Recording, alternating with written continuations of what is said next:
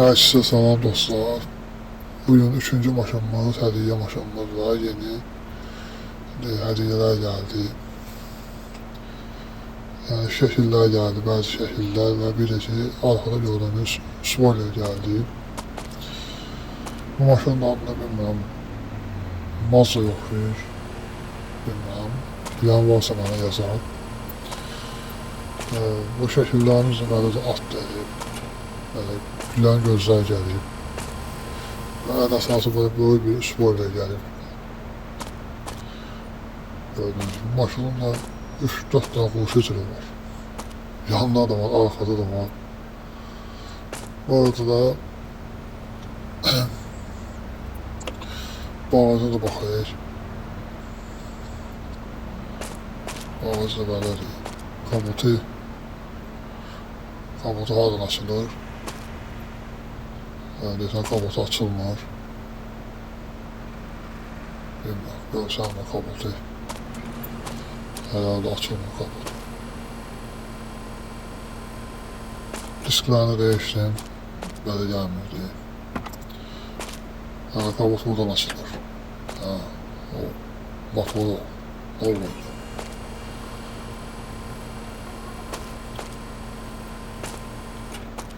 Böyle bir motor var. Salon da belədir də. 2 nəfərlidir. İnanma maşınlarına çox adam yoxdur. Amma ki, yaxşı drift edisə saxlayacağım bunu. Bu arada drift maşınlarını sizə göstərim, fürsətdən istifadə edeyim. Bir Nisan aldığımız şəhərdə. Burada bir Toyota var. Bir BMW var. BMW'ni belə yığmışam. Yəni, yaxşı drift edən maşınlar bu 3-4 tane maşınlar. Falanları yaxşı drift edə bilmir. Bir də belə Subaru var. Bu da belə pis drift etmir. Onlar nisbətən zəifdir. Yəni, mən bunu aparım. Yeni şəhərdə. Bilirsiniz, bir yer var idi. Yollu yer. Top olan yer. Bir orada drift etdireceğim buna göre necə olur.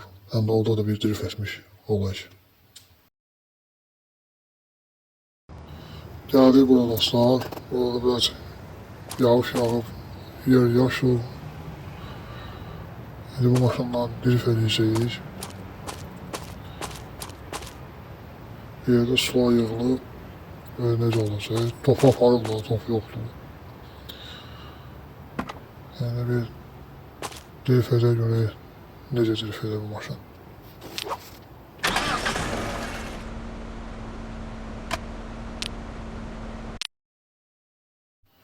Bu gələndə də biraz sıxdı bunu. Biraz 280'a da, 290'a da getdi. Almanya'na sürmədim.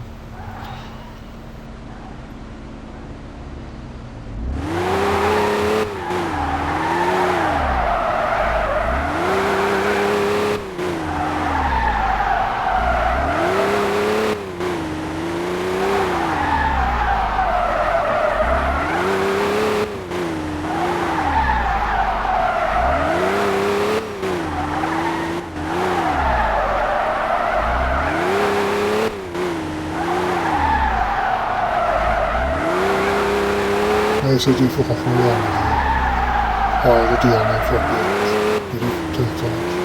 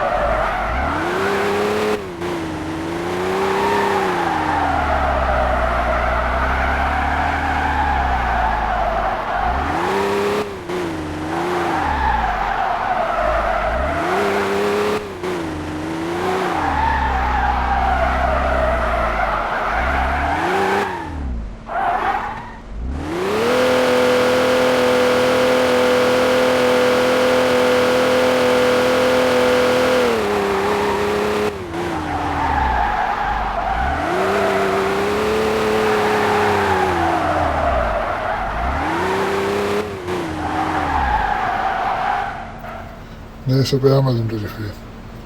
Onu bir de drif yerine de yoxlayayım. Yaxşı drif edirsə, qalsın, etməzsə, satar gedər. Bu gün də məndən bu qədər. Yeni videoda görüşərik. Sağ olun.